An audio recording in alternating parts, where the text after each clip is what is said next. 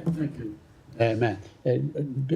Before I ask my question, just to clarify, what about settlers that may be U.S. citizens or U.S. born? I mean, there are a lot of them that have been committing acts of violence and other acts from Kiryat Arba, from the Hebron area and so on.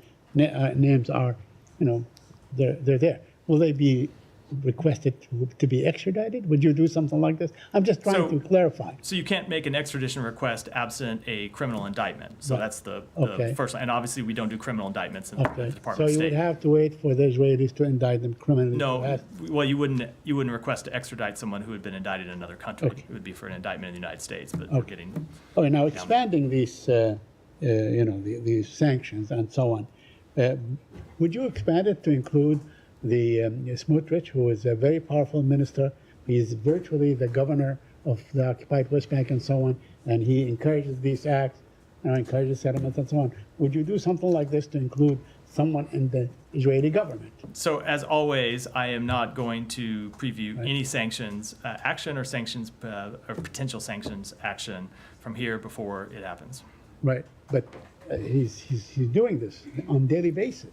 I mean, he's in rhetoric and actions in every which way. I mean, he joined the settlers. He joined them 3 weeks ago in the Jericho area and so on, and was actually doing physical, acts with the settlers. So why not, let's say, include him in such sanctions? I will say that we have made quite clear what we think about certain comments that minister has made and certain actions that he has taken, and we have engaged directly with the government of Israel about those comments and those actions. But as always, when it comes to any potential sanctions action, you never hear me stand up here and say that we're going to do it or considering it before we announce it publicly. Okay. That is just a blanket rule with respect to everyone. I think you've been covering this department longer than I've been here and are familiar with it. And true to form. I mean, back in January 2023, your predecessor, I remember that the issue of both Smotrich and Ben Gvir were raised, and whether they're going to be, put on a list of persona non grata list or something like this and so on. So this is not a new issue. It's been around for a very, very long time with these two particular persons. Why not? I mean, since their actions have spoken a lot louder than their words in the last, whatever months, 17, 18 months. Why not include them in such sections? And this way it would be. So we continue to engage with the government of Israel about policies that those ministers impose with which we disagree, and other actions that the government of Israel takes with which we disagree, in the same way that we engage with governments all around the world about actions that they take with which we disagree. Yeah.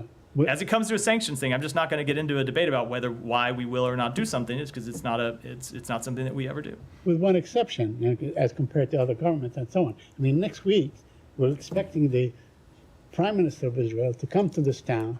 It will probably be a love fest in Congress. There will be a lot of standing ovations and so on. It doesn't matter, but he enjoys the support, and he supports these two particular ministers. So, I mean, where's the beef, so to speak, in these? So again, as I've said, Saeed, when you come to specific policies that those ministers have promulgated, you have seen us engage with respect to those policies. So when it comes to, for example, the suspension of transfer payments to the Palestinian Authority, when it comes to the potential suspension of correspondent banking authority, you have seen us engage on those policies and seen us engage successfully to get those policies reversed, and that's what we'll continue to do. One last question about Gaza. There was an analysis in Haaretz that says, the Palestinians were quite hopeful. There will be a deal, but now they've lost hope. Can you update us? Are you as hopeful as you were last week? Did this hope dissipate in terms of arriving at a deal and so on? We continue, I think as I said the other day, we continue to be optimistic but also realistic. Optimistic in that we've been able to reach a framework and overcome some of the very real disagreements that we were facing just several weeks ago.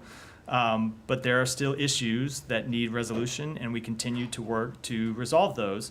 I can only I can only imagine what it must be like to be living in the midst of this conflict and how much the people of Gaza must want a ceasefire to be reached. And we understand the suffering that they are going through. And that's why we are pushing so hard every day on behalf of the United States, with our mediators, with the government of Israel, to try to bridge these final differences and get a ceasefire, because we realize that it is an urgent priority for those people who continue to suffer. And my last, I promise. It's like 7 or 8, Yeah. but that's okay. Yeah.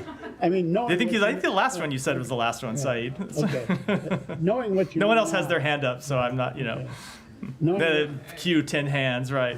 Go ahead, sorry. knowing what you know now about the course of this latest round of negotiations, now, if it falters like the others have, will the onus be placed on Hamas as you guys did in the past, or would it be placed on the Israelis? I'm not going. Knowing what you know now. So I'm not going to deal with a hypothetical. We're trying to get a deal, and if it breaks down, we'll deal with the circumstances as they're presented to us at the time. But I'm not going to speculate about what those circumstances would be in advance.